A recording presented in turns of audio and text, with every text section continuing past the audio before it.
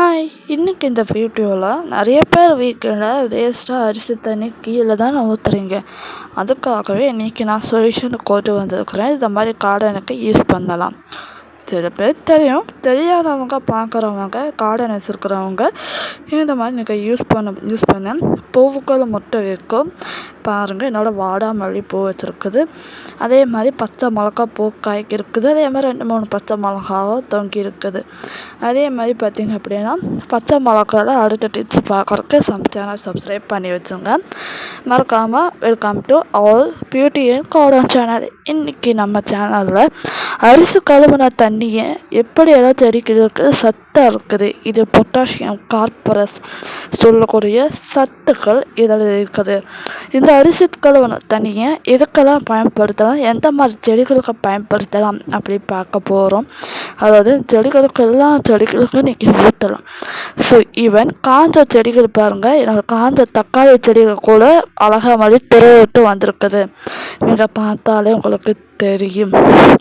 இப்போ அந்த ஃபெர்டிலைசர் தேவைப்படுற ஒரு மொக்கு எடுத்துக்கோங்க. ஒரு டப்பாவை எடுத்துக்கோங்க.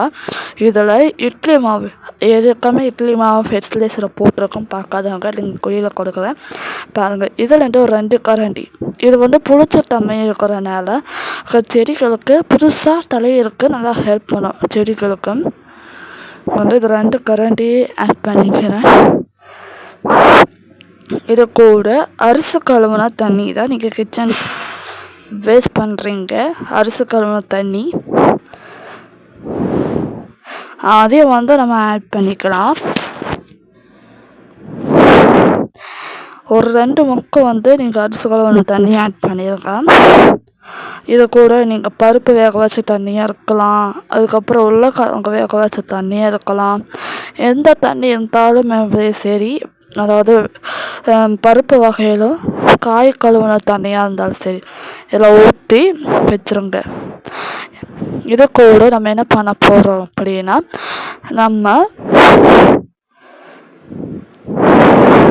கூட டீத்தூள் பொடி ஆட் பண்ணிக்கலாம். இது உங்கள் செடிகளுக்கு அதிக சத்து கொடுக்கும். நீங்கள் மண்ணில் போடுறத விட இதில் போட்டு பாருங்கள், நல்லா செடிகள் பச்சை பசையோனும் நல்லா சூப்பராக வரும் செடிகளுக்கு. கண்டிப்பாக ட்ரை பண்ணிடுங்க.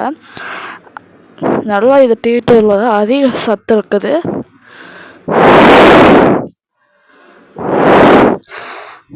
ஓகேங்களா?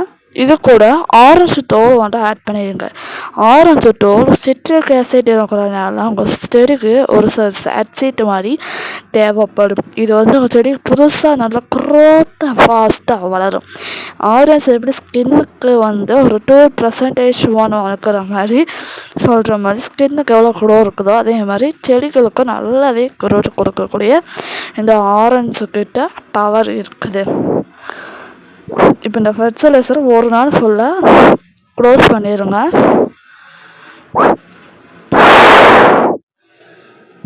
இப்போ அடுத்த நாள் பார்த்திங்கன்னா இப்படி தான் இருக்கும். நல்லா கலர் சேஞ்ச் ஆகிருக்கும். ஏன்னா நம்ம காஃபி தூள் போட்டிருக்கிறதுனால கலர் சேஞ்ச் ஆகிறதுக்கு கண்கோளாக பார்க்க முடியும்.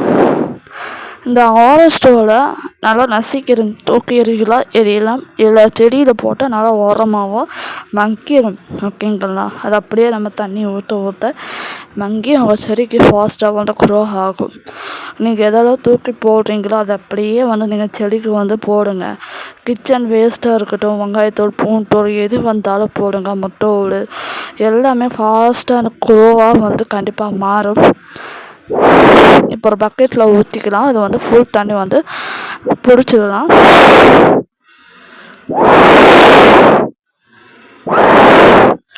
அரிசி கழுவின தண்ணி ஆட் பண்ணிவிட்டு மக்களை அலசி ஊற்றிடுங்க. அரிசி கழுவுனது தண்ணி பார்த்திங்க அப்படின்னா சொன்ன மாதிரி தான். கஞ்சி வடிச்சிருக்கீங்க, சாதம் வடித்த கஞ்சி, அந்த தண்ணி கூட நீங்கள் யூஸ் பண்ணலாம். அது நிறைய பேர் கீழே போடுறீங்க. அதுக்கு ஸ்கின்னுக்கு அந்த ஹேருக்கு இப்படிலாம் யூஸ் பண்ணுறது அப்படின்னு சொல்கிறேன். இப்போ ஒரு பக்கெட் ஃபுல்லாக நான் தண்ணி வச்சுக்க போகிறேன்.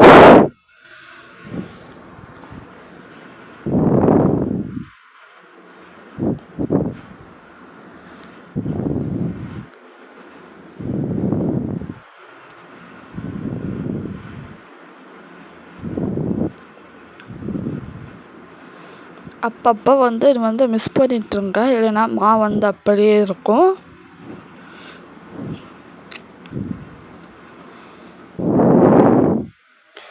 இப்போ இதை நல்லா மிக்ஸ் பண்ணி விட்டாச்சு. தண்ணியை ஊற்றிடுச்சு ஃபுல்லாக, பக்கெட் ஃபுல்லாக வச்சுருங்க.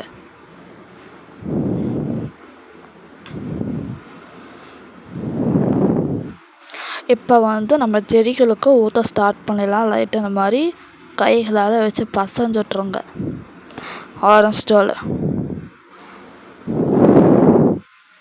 இப்போ நம்ம செடிகளுக்கு பயன்படுத்தலாம். மக்களுக்கு செடிகளுக்கு பயன்படுத்துங்க.